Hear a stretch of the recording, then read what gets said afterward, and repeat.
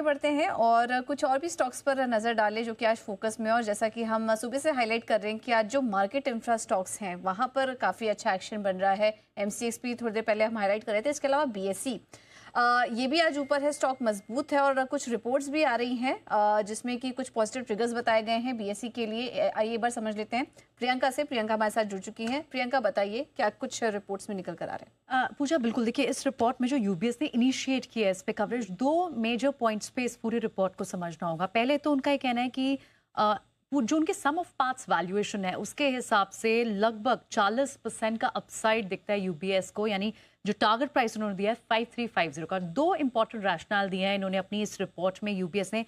पहला उनका कहना है क्योंकि जो मौजूदा वैल्यूएशन है बीएसई जिस पर ट्रेड करता है, price to earning ratio 1 year forward पे लगभग 33 टाइम्स ये ट्रेड करता है, लेकिन यहाँ से उन्हें 41 टाइम्स दिखता है बेसिस टू रैशनल। फर्स्ट कि डिफरेंशिएटेड रेवेन्यू स्ट्रीम है बीएसई के पास। अब अगर आप इस सम ऑफ पार्ट्स को समझें, इनके जो मेजर ग्रोथ एवेन्यू का स्प्लिट अगर हम यहाँ समझाने की कोशिश करें तो जो उनका लिस्टिंग फीस, बुक बिल्डिंग, इससे लगभग 17% उनके प्रोडक्ट पूरे मिक्स का कंट्रीब्यूशन है। यहाँ पर लगभग 21% की CAGR देखने को मिल सकती है टिल FY27, FY24 से 27 का, ये यूबीएस का मानना है।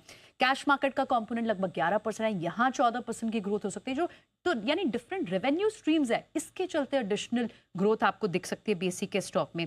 और इनका जो सबसे बड़ा स्टार MF प्लेटफॉर्म है, वहाँ एक अच्छी खासी स्टिकीनेस है ट्रेडर्स की तरफ से।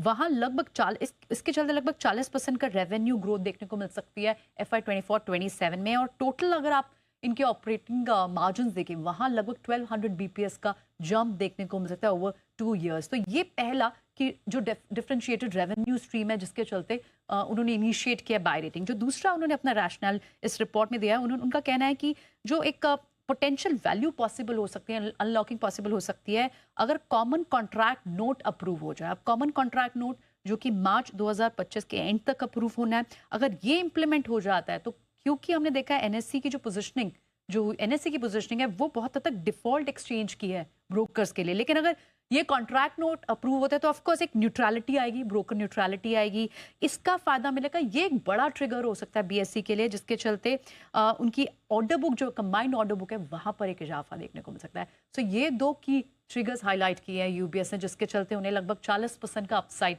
बीएसई के स्टॉक में